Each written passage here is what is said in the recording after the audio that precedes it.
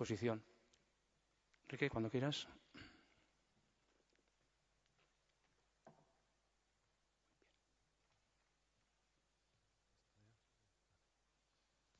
¿Se me oye? ¿Se me oye con el cacharrín este? Sí, ¿eh? Bueno, vamos a ver. Antes de nada, permitirme un chascarrillo. Es que me he acordado cuando ha presentado Marisa la diapositiva de la montaña rusa, del control de la disnea en la montaña rusa, de unos premios que se llaman los premios Ig Nobel. No sé si los conocéis. Cada año, al lado de los premios Nobel, hay una fundación americana que da los premios Ig Nobel. Los premios Ig Nobel, sabéis que en inglés Ig Nobel significa innoble, pero ellos alegan que es que Alfred Nobel tenía un hermano no reconocido que se llamaba Ignatius Nobel, y entonces que fundaron los premios Ig Nobel. Entonces se da a la investigación más ridícula publicada en la prensa científica. El año que yo lo conocí, la investigación que había ganado el Ig Nobel de Medicina era una investigación publicada en una revista médica norteamericana que valoraba a qué tipo de queso olían los pies de los pacientes. Pues este Camembert, este Gruyère y tal. Y esto de la montaña rusa me parece un buen candidato al premio Ig Nobel de este año, ¿no? Bueno, vamos a hablar un poquito de EPOC, entonces, si os parece. En la EPOC yo no he querido presentaros ni explicaros lo que es la EPOC, porque supongo que ya lo tenéis todos más que conocido y más que trillado. Lo único que he querido presentaros pues es algunas cosillas nuevas que en el último año han salido publicadas, y algo muy importante que ha salido pues hace nada. Uno hace unos 6 meses y el otro hace unos días ha salido la guía. Los betabloqueantes en la EPOC. Cuando estábamos en la facultad, si os acordáis, bueno, yo por lo menos que soy de época ya pretérita, esto nos lo grababan a fuego, ¿eh? Los betabloqueantes jamás, ni en la insuficiencia cardíaca ni en las enfermedades bronquiales. En la insuficiencia cardíaca porque producía un inotropismo negativo y entonces allí se montaba un cacao de miedo, en teoría, y en las enfermedades respiratorias porque se producía una broncoconstricción por el bloqueo beta. Bien, hace ya unos años que averiguamos que los beta-bloqueantes en la insuficiencia cardíaca se podían usar tranquilamente. Y entonces hubo gente que se preguntó, oye, ¿y estas cosas que nos enseñan en la facultad? Pues a lo mejor no son verdad, ¿no? Y a lo mejor tenemos que darle una vuelta. Y empezaron a estudiar y a decir, a ver si esto no va a ser verdad. Fijaros, ya en el 2008 hubo un artículo que nos decía, oye, los beta-bloqueantes en pacientes con exacerbaciones agudas resulta que no ha mostrado ningún problema. No decía otra cosa, ¿no? El artículo decía, bueno, pues los pacientes de un lado y los del otro, los que tenían betabloqueantes y los que no, se comportan igual. Por lo tanto, los betabloqueantes parece que no iban a tener problema. Más adelante, en 2009, se hace este otro artículo, se publica este otro artículo, que se hace en pacientes que tienen enfermedad arterial periférica y EPOC, ¿eh? Y entonces en este artículo la conclusión es que se valoraba la calidad de vida, ¿no? Y se veía que el uso de betabloqueantes en pacientes que los usaban por la enfermedad arterial periférica no modificaba la calidad de vida del área respiratoria. Por lo tanto, parece que los betabloqueantes tampoco tenían problemas en cuanto a calidad de vida. Ahora. Bueno, y en 2010 aparece este, que fue un bombazo. Y de repente nos dice, oye, que los beta-bloqueantes pueden reducir la mortalidad y el riesgo de exacerbaciones en pacientes con EPOC, ¿eh? Nos dice que el tratamiento con beta-bloqueantes puede reducir el riesgo de exacerbaciones y mejorar la supervivencia en pacientes con EPOC. Aquí se alegaba que posiblemente como resultado de la acción dual y de las propiedades cardioprotectoras de los beta-bloqueantes. Sabéis que en la EPOC aproximadamente el 35% de los pacientes se mueren de causa cardiovascular. De hecho, se ha propugnado que la EPOC es un factor de riesgo cardiovascular independiente del tabaco. Es decir, el hecho de padecer EPOC, y una vez ajustado el tabaco por riesgo, se ha mostrado como un factor de riesgo cardiovascular. Y por lo tanto se pensaba, bueno, pues a lo mejor en estos pacientes, pues lo que estamos haciendo es proteger el corazón. Pero es que también reducía el número de exacerbaciones, que no tiene nada que ver con el corazón. Y ya en 2011, este año, el último. Y entonces esto es un estudio retrospectivo de una cohorte con pacientes a los que se les daba tratamiento con betabloqueantes. Y mostraba esta gráfica. Entonces, la gráfica de supervivencia, veis que los pacientes que no tomaban betabloqueantes tenían una menor supervivencia que los que sí tomaban los betabloqueantes. Y entonces se analizó en qué grupo de pacientes y en qué grupo de tratamientos tenía mejor efecto. Y fijaros, en todos los grupos de tratamiento, en todos ellos, cuando se añade los BB, que son los betabloqueantes, mejora la supervivencia. Este es de supervivencia, pero también hay otro gráfico que no he puesto de reducción de exacerbaciones. Fijaros, corticoides inhalados solos, al añadir betabloqueantes mejora la supervivencia. Corticoides más beta-2 de acción larga, mejora la supervivencia al añadirlo. Con tiotropio, mejora la supervivencia. Fijaros que en todos los grupos, por lo tanto, el añadir betabloqueantes, aquello que nos habían contado en la facultad, pues resulta que no, que lo que tenemos que hacer ahora es plantearnos que a los pacientes con EPOC va a haber que añadirles betabloqueantes. Y posiblemente en los próximos años las guías que vayan saliendo nos vayan por ahí.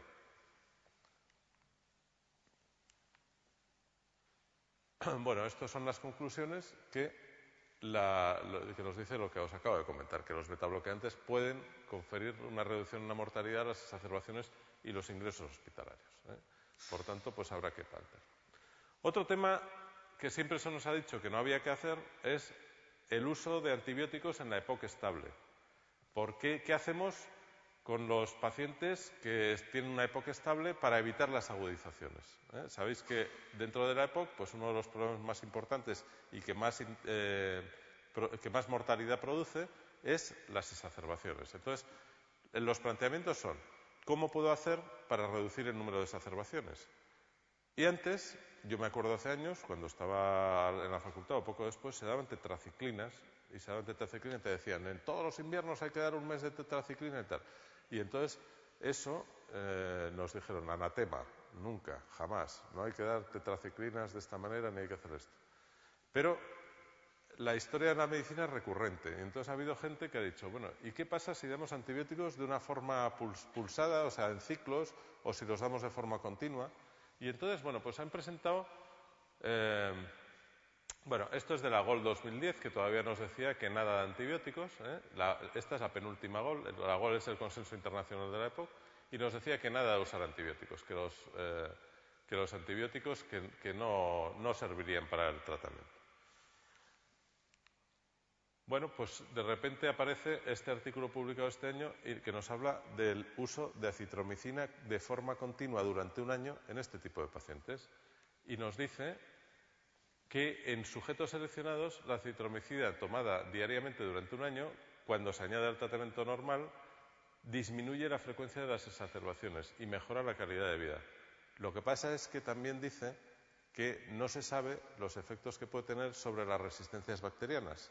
Y por lo tanto, aunque parece que sí el uso de acitromicina de manera continua reduce el número de exacerbaciones, digamos que nos dicen los mismos autores que tengamos precaución porque no sabemos qué pasa con el tema de las resistencias bacterianas.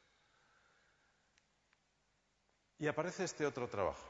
Este otro trabajo es de un grupo, del grupo de SETI, que lo que hace es utilizar moxiflosacino. Y utiliza moxiflosacino en ciclos de 5 días cada 2 meses. Si os acordáis, el moxiflosacino viene en cajas de 5, sería darle una caja cada 2 meses. Y entonces estos autores lo que demuestran es que la terapia pulsada con moxiflosacino reduce las exacerbaciones en un 20% de los pacientes cuando analizamos los pacientes por intención de tratar. Y si lo analizamos por protocolo, entonces sería el 25% de reducción de exacerbaciones. Y luego ya, si además de ser por protocolo son pacientes que tienen expectoración mucopurulenta, pues es el 45%. Por lo tanto, y además aquí lo que se valoró en el estudio es que no había ninguna aparición de resistencias, no se modificaba el patrón de resistencias de estos pacientes. Y por tanto parece que una terapia de 5 días de moxiflosacino cada 2 meses en pacientes seleccionados puede reducir perfectamente el número de exacerbaciones. Otro mito que se nos cae. Sorpresa. A finales del año pasado, todos los popes de la EPOC del mundo mundial no sabían qué hacer a final de año y entonces decidieron reunirse en noviembre en Singapur. No lo encontraron más cerca y se fueron a Singapur. Y en Singapur hicieron la reforma del Consenso Internacional de la EPOC. Lo publican en diciembre y nos dice cosillas nuevas. Y vamos a hablar de las cosillas nuevas que nos dice. Lo primero que nos dice es que para valorar a un paciente de EPOC nos dejemos de milongas. Hay que mirar 4 cosas. 4 nada más. Que es valorar los síntomas que tiene ese paciente, valorar el grado de obstrucción, valorar el riesgo que tiene de tener exacerbaciones y valorar la presencia de comorbilidades. Y para cada una de estas cosas nos proponen una herramienta. Entonces, para valorar los síntomas nos dicen, vamos a utilizar algo que está estandarizado, que utiliza todo el mundo y que además es muy fácil de usar. Y entonces proponen utilizar el síntoma principal, sabéis que es la disnea, el más incapacitante, por lo tanto proponen utilizar la disnea y para ello la escala modificada del Medical Research Council británico, del MRC. Esta escala la conocéis todos, es muy fácil, va desde el grado 0 al grado 4 y en función de la carga de esfuerzo que necesita el paciente para que aparezca la disnea, pues clasificamos al paciente con una puntuación. Muy fácil de hacer, lo podemos hacer en la consulta en 0,0 y nos da una información importante de los síntomas. Como todavía hay gente que se resistía a utilizar esto, pues inventaron otra cosa más fácil todavía, que es el CAT.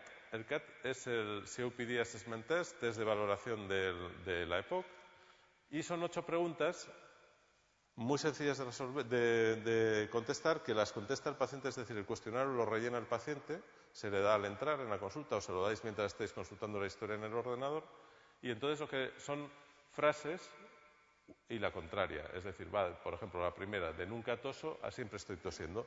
Se le pide al paciente que marque con una X en el globito que esté más cerca de cómo opina él que está. Entonces son 4 preguntas, las 4 primeras que son de síntomas y las 4 últimas que son de repercusión de los síntomas en su vida. Podríamos decir que es de calidad de vida, pero también nos sirve como test de síntomas. Este test, que está validado en cuanto a constructo interno, es decir, está validado que sirve para medir lo que quiere medir, pero no está validado clínicamente. Todavía no sabemos cuál es el punto de corte correcto, ni cuál es la puntuación, ni cosas de estas. Y entonces la GOLD se columpia.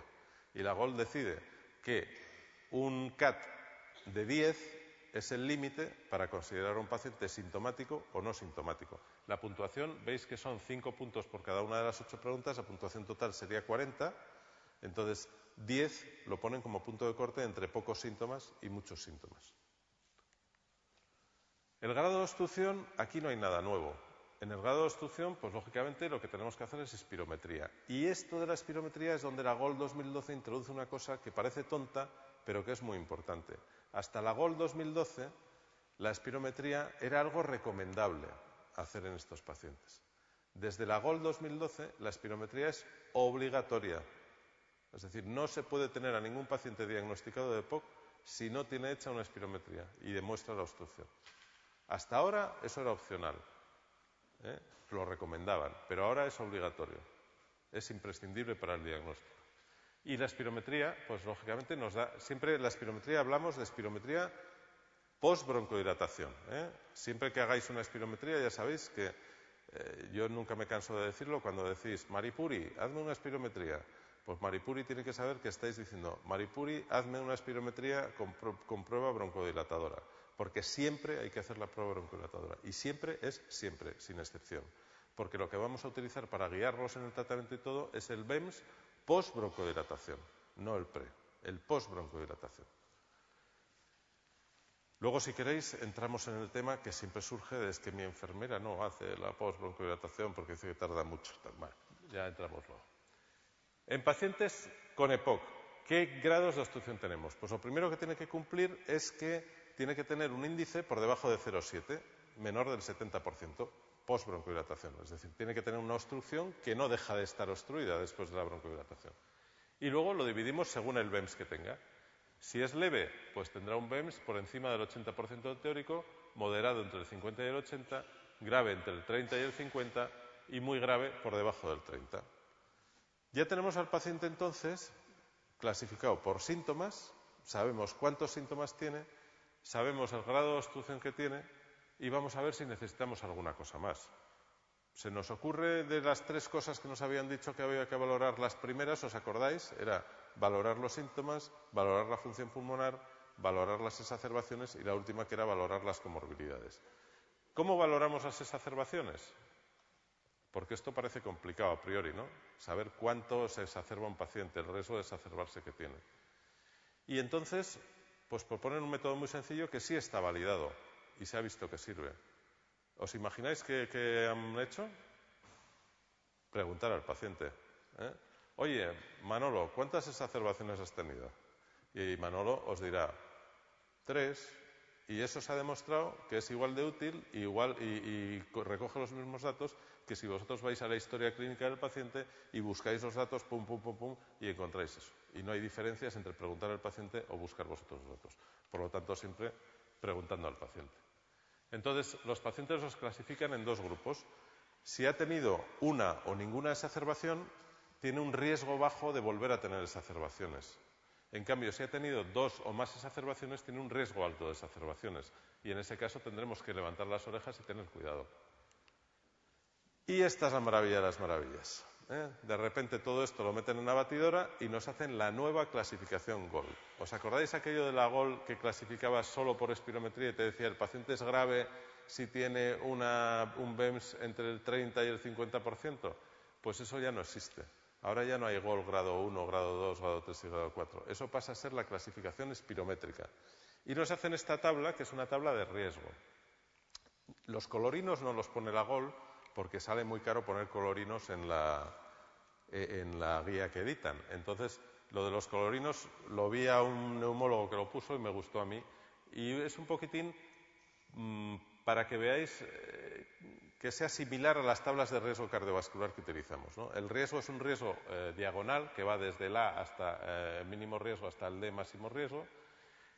¿Y cómo se interpreta esto? Porque estos cachondos de la GOL resulta que hacen un cuadro de 2×2 con 3 variables. Y dices, bueno, a ver, ¿cómo te las arreglas? Ah, es que era muy complicado hacerlo tridimensional y tal, entonces lo hemos hecho así. Ya, pero ¿cómo metes 3 variables? Bueno, pues muy fácil.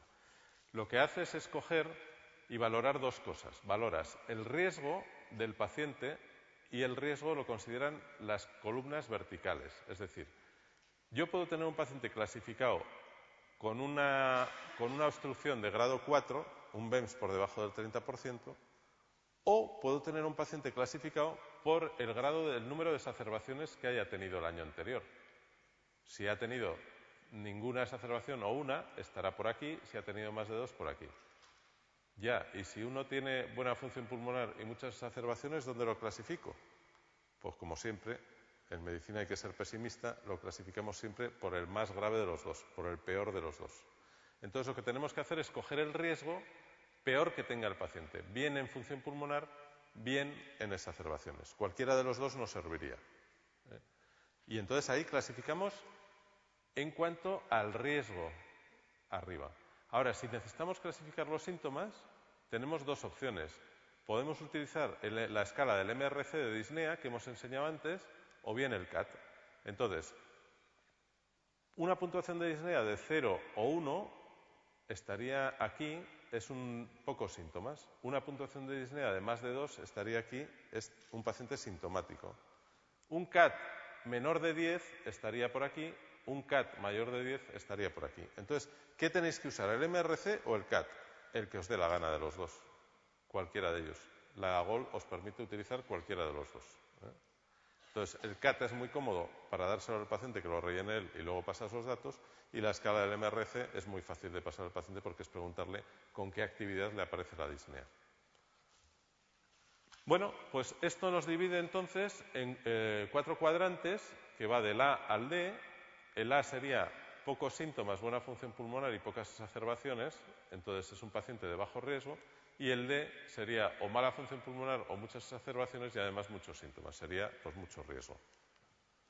Y a partir de aquí nos propone un tratamiento por cada grupo. Entonces, el tratamiento no farmacológico pues es lo de siempre. Sobre todo me gustaría hacer hincapié en que lo de siempre pensamos todos en el tabaco, en dejar el tabaco, pero casi nunca pensamos en esto. Y esto es muy importante. El ejercicio físico, siempre oímos hablar de la rehabilitación en la EPOC, que sí, que está muy bien y que es importante, pero la rehabilitación en la mayoría de los sitios lo tenemos limitado porque no tenemos servicios de rehabilitación que nos hagan la rehabilitación. Entonces, ¿cómo solucionamos esto? Bueno, pues lo que es importante es el ejercicio. Y de hecho, se ha demostrado que con el ejercicio se rescatan de función pulmonar unos 26 mililitros de función pulmonar en los pacientes que hacen ejercicio. ¿Sabéis en el ensayo clínico que más función pulmonar se rescata mediante fármacos, que era el TORCH? ¿Sabéis cuánto se rescata? 16 mililitros. Es decir, con fármacos conseguimos 16 mililitros. Con ejercicio, 25 mililitros. Que puede parecer una bobada, pero es mucho más que con fármacos. El ejercicio es algo tan tonto como caminar. No hay que decirle al paciente, tiene usted que ir a un gimnasio y hacer no sé qué. Simplemente tiene que caminar, porque el ejercicio tiene que ser básicamente de tren inferior. El de tren superior viene bien también, pero sobre todo de tren inferior. Entonces, con que camine todos los días, vale. En Navarra, por ejemplo, en Pamplona, han hecho un proyecto guapísimo, que es un proyecto que han dividido toda la ciudad, todos los parques, con itinerarios ya marcados de colorines, rojo, verde, amarillo, y entonces se les da un folleto, los médicos de ahí dan un folleto a los pacientes con EPOC, dicen, mira, Manolín, tú eres un EPOC amarillo, entonces puedes pasear por los itinerarios que tienes marcados de amarillo. Y ellos en una página web que se llama Respirar en Pamplona o Pasear por Pamplona, pues en esa página web o en un folleto que repartían tienes marcados los itinerarios donde te marcan además si hay bancos, si no hay bancos, si tienes servicios, si no tienes servicios, si hay autobús cerca, todo lo que hay para que los pacientes puedan caminar. Entonces está muy bien porque tú en la consulta no es decirle, mira Manolo, camina, sino, mira Manolo, vete por los itinerarios amarillos todos los días durante 1 hora. Y eso pues al paciente le da vidilla.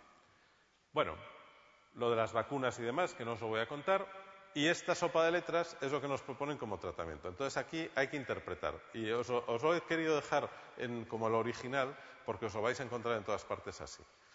A mí no me gusta mucho lo de usar siglas inglesas, pero es que desgraciadamente son así y son los que nos ganan por goleada. Bueno, arriba a la izquierda veis Saba Osama. ¿Qué significa eso? Osama, Bin Laden. Bueno, significa... SABA es beta-2 agonistas de acción corta, o sea, el Ventolin de toda la vida, el Ventolin o el terbinaftal. Y SAMA es antimuscarínicos de acción corta, o sea, el hipatropio.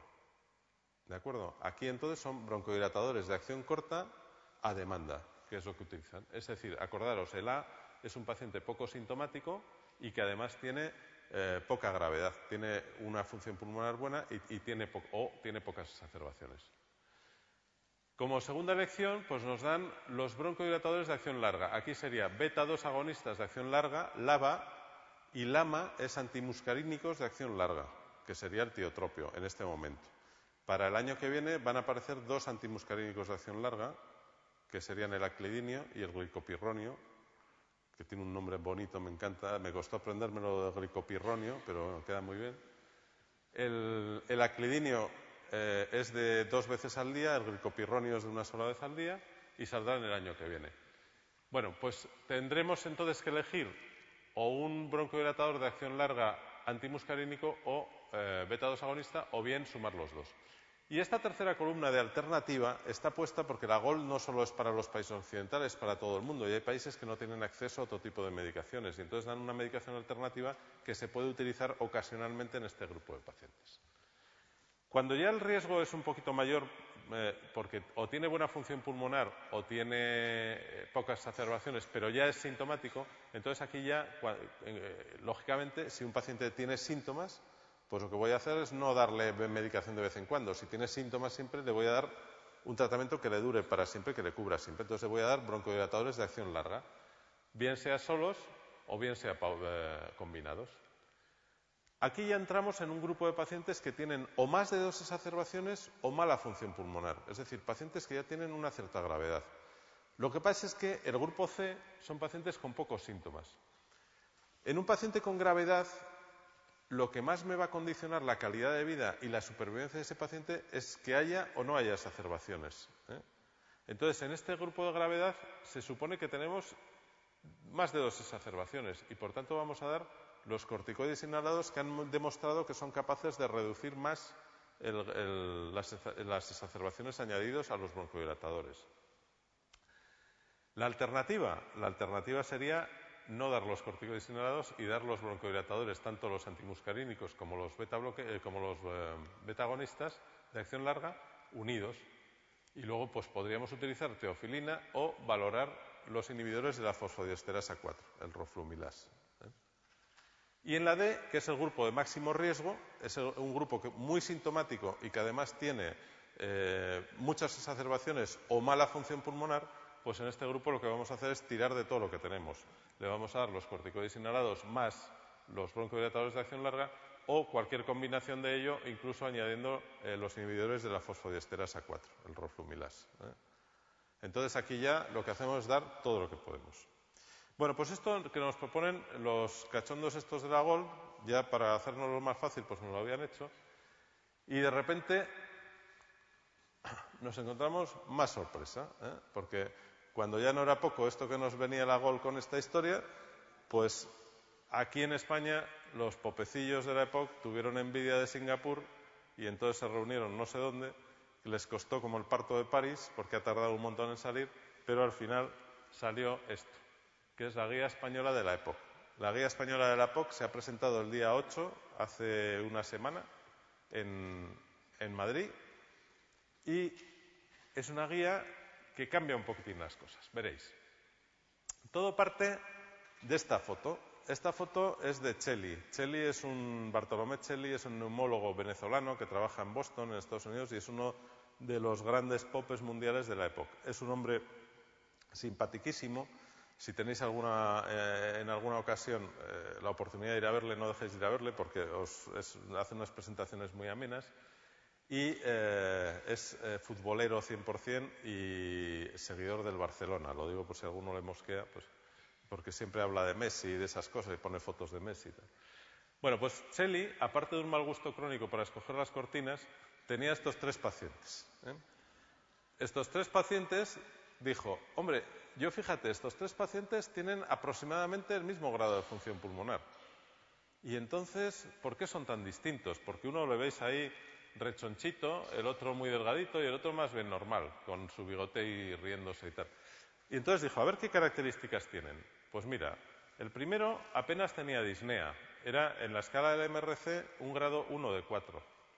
El segundo tenía muchísima disnea, prácticamente es disnea de reposo, y el tercero pues tenía una disnea media, bueno, pues con algunas actividades se fatigaba y con otras no. El índice de masa corporal también cambiaba. Este era normopeso, este claramente estaba por debajo, era un paciente pícnico y este era un paciente más bien obeso. Y en la prueba de la marcha a los 6 minutos, que es el test que se hace para comprobar la capacidad de ejercicio, pues vemos que el primer paciente caminaba 410 metros, que está muy bien. El segundo paciente caminaba muy poquito, 157 metros, que es una cifra bastante cortita. Y el tercer paciente pues caminaba casi lo que se considera el umbral de la normalidad, pues 280 metros.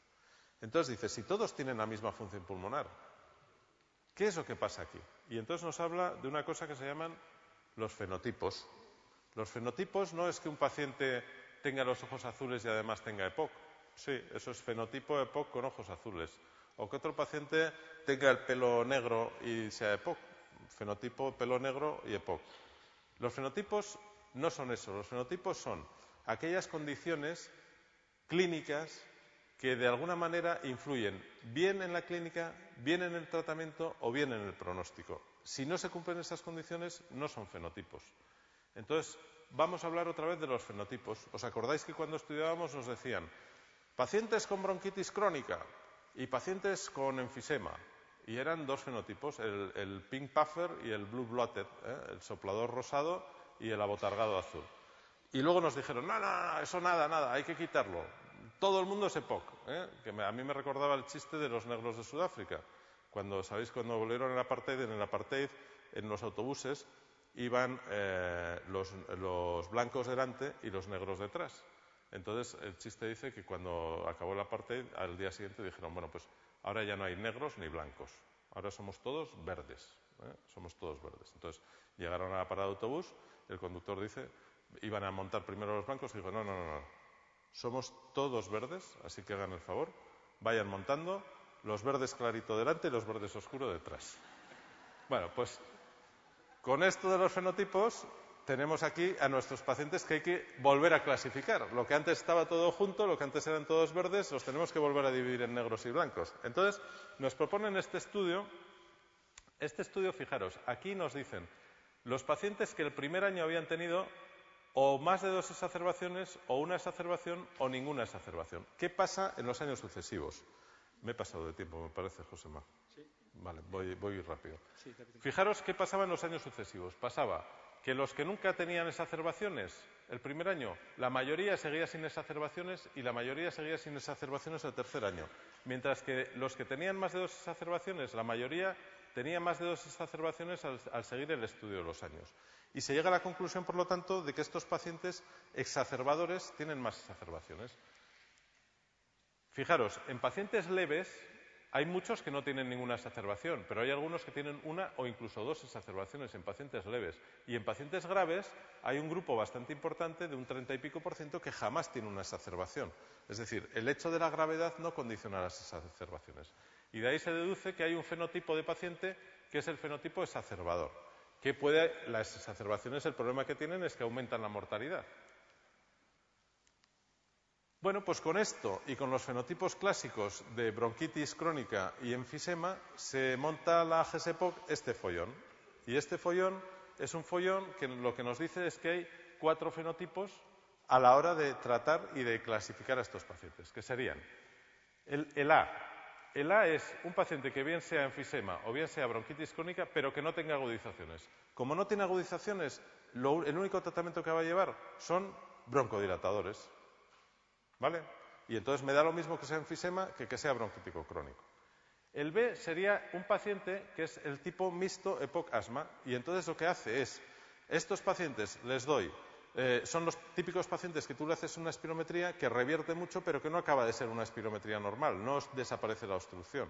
Entonces estos pacientes los clasifican aquí, y estos pacientes me da igual que exacerben que no exacerben, porque les voy a dar siempre tratamiento ¿con qué? Con corticoides inhalados.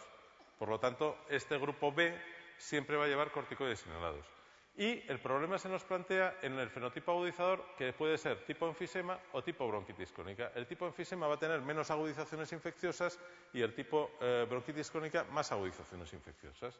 Y entonces, basándose en eso, pues lo que nos hacen es una propuesta de tratamiento que fibrilo. Bueno, entonces, para el fenotipo enfisema o bronquitis crónica sin agudizaciones, lo que os comentaba, solo broncodilatadores, bien solos o bien unidos o bien juntos. Para el fenotipo mixto, pues el fenotipo mixto lo único que haría sería los corticoides inhalados más un beta-2 de acción larga, es decir, el tratamiento estándar que tenemos por ahí. O bien unir los 2 broncodilatadores de acción larga, tiotropio y un beta-2 de acción larga, más el corticoide inhalador. Para el fenotipo agudizador tipo enfisema, pues básicamente tengo primero que quitar los síntomas, que es lo importante. Además, como tiene agudizaciones, le voy a añadir corticoides inhalados y luego ya estudio si tiene bronquiectasis, si no las tiene, para añadir antibiótico o no. Y en la bronquitis crónica, pues va a ser muy parecido, solo que aquí entran ya a valorar también los inhibidores de la fosfodiesterasa 4, los corticoides inhalados, y igual añadir los antibióticos si hace falta la triple combinación o una cuádruple combinación. Bueno, con todo esto yo cogí 3 pacientes míos y dije, bueno, a ver, vamos a ver, venga, vamos a ver quién tiene razón, si la GOL o la GESEPOC. Y entonces pasé las 2 guías a estos 3 pacientes. Y entonces, fijaros, Julio, que era un enfisema, no tenía agudizaciones, tenía mucha disnea y una función pulmonar mala. Si os fijáis, mucha disnea y una función pulmonar mala, a pesar de no tener agudizaciones, la GOL me la coloca en el grupo D, en el de máximo riesgo, el de arriba del todo. Y entonces, la GESEPOC que me decía en este paciente, me decía, mira, no tiene agudizaciones y tiene mucha disnea, me da igual la función pulmonar. Yo lo que voy a hacer es nada más darle broncodilatadores, que es un enfisema, que no agudiza. Le voy a dar broncodilatadores. Mientras que la GOL me dice, no, dale broncodilatadores y dale corticoides y dale roflumilas y dale todo lo que tengas a mano.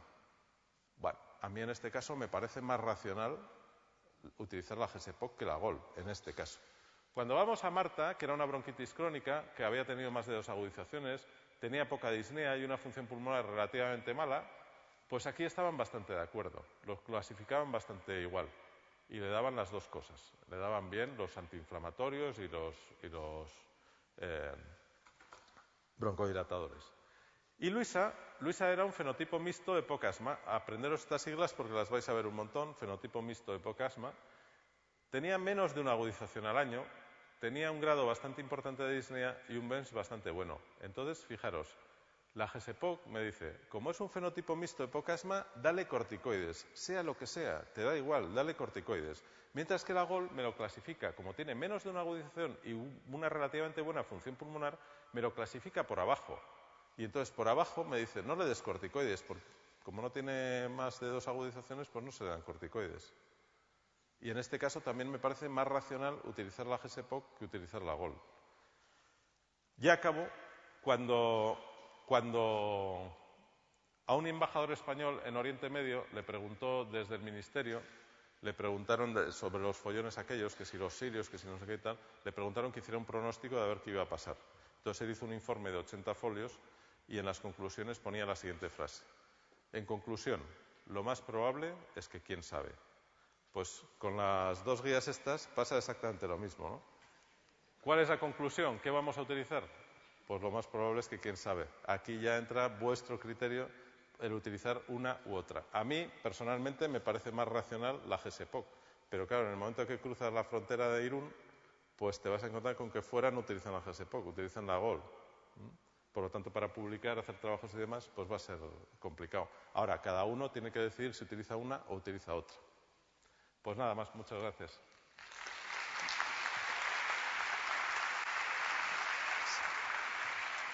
Bueno, muchas gracias, Enrique. Vamos muy mal de tiempo. Les hemos comido ya 7 o 8 minutos a la mesa que viene luego, que es sobre incapacidad temporal. Si nos permiten una pregunta solo de la sala y acabamos con eso. Bueno, hay 2. Vamos a ver estas 2 y acabamos. Buenos días. Felicitar primero a los ponentes. A mí me gustaría hacer una puntualización en asma.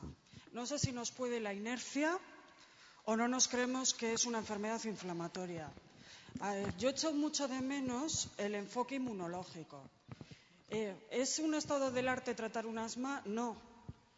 Pero el 75% de los asmáticos por lo menos tienen una rinitis. Y si la rinitis no está tratada, que inmunológicamente es igual que el asma y que también produce eosinofilos y demás, a ver qué asma está controlada. Lo dejo ahí.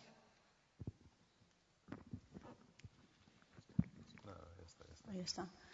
Bueno, sí, efectivamente, claro, por supuesto, el asma es una enfermedad inflamatoria y la inmunidad tiene un esto importante, ¿no? Bueno, no he hablado nada de inmunoterapia porque no hay nada nuevo en los últimos años, ¿no? La inmunoterapia tiene sus indicaciones, efectivamente es mejor que placebo. Los estudios que lo comparan con el tratamiento con corticoides inhalados pues no son tan concluyentes. Entonces... Sí, yo quería preguntarle referente a la prueba del óxido nítrico exhalado y los eosinófilos en esputo, es que parece como que no sirve ninguno para nada. ¿Hay algún caso concreto que tenga utilidad? Bueno, la verdad es que los eosinófilos en el esputo sí pueden servir, lo que pasa que para nosotros la desgracia que tenemos es que lo que está demostrado que sirve no lo podemos hacer y lo que sería más sencillo para nosotros, que es el óxido nítrico, pues no tiene tanta evidencia, ¿no? Entonces, sí, el óxido nítrico, los eosinófilos en el esputo parece ser que sí que sirven, lo que pasa que con esas limitaciones que he comentado, ¿no? Que en este momento el punto de corte, sobre todo, que tenemos que utilizar no está claro, porque si algunos estudios hacen el sube-baja en base a 2%, otros en base a 3 y otros en base a 8, pues no tenemos claro el punto de corte, ¿no? Pero aún así, en las guías, y esta última que se acaba de actualizar, recomienda utilizarlo en asmáticos severos, no como norma general, pero en asmáticos severos donde está más demostrada su utilidad. Bueno, última intervención. Sí, yo quería felicitaros a toda la mesa por vuestra exposición. Yo le quería hacer dos preguntas aquí. Primero, ¿qué diferencias esenciales encuentras tú entre GOL 2011, GESEPOC Y segundo, si no te llama la atención que en el tratamiento de GOL, en el estadio C de elección ponen corticoides inhalados, sin embargo como alternativa ponen lava o lama. No sé si se me oye. No, ahora. Bueno, en principio, la primera era las diferencias que encuentro entre las dos guías. Básicamente, a pesar de ser iguales, lógicamente, si un paciente tiene una obstrucción, pues lo que dan es broncodilatadores, lo que varía es el enfoque en cuanto por un lado, solo se basa en agudizaciones o función pulmonar, mientras que por el otro lado se basa en fenotipos. Lo cual lleva a que, como he enseñado en el último cuadro, pues haya diferencias dependiendo del paciente. A mí me parece bastante más lógico enfocar a cada paciente concreto si le voy a dar o no le voy a dar, que no decir, bueno, pues tiene una función pulmonar tanto, entonces no le doy corticoides o sí le doy corticoides. En el grado C, efectivamente, recomienda de primera elección los corticoides por el tema de las agudizaciones. Y de opción te dice, bueno, pues si por el motivo que sea no puedes utilizar corticoides o a ese paciente no le van bien, lo que tienes que hacer es dar juntos los dos bronquiodilatadores de acción larga. ¿Por qué? Porque acuérdate que el grado C es clasificación o bien porque tenga muchas exacerbaciones o bien porque tenga mala función pulmonar. Entonces dice, en un lado lo que hago es ir a lo más grave, que es las exacerbaciones, lo primero. Entonces ahí le doy corticoides. Pero si no le puedo dar corticoides, lo que vamos a tratar de controlar es los síntomas con la asociación. Por eso desaparecen los corticoides en alternativa, en la segunda opción. Bueno, con esto damos por acabado la mesa. Muchas gracias a todos por vuestra presencia.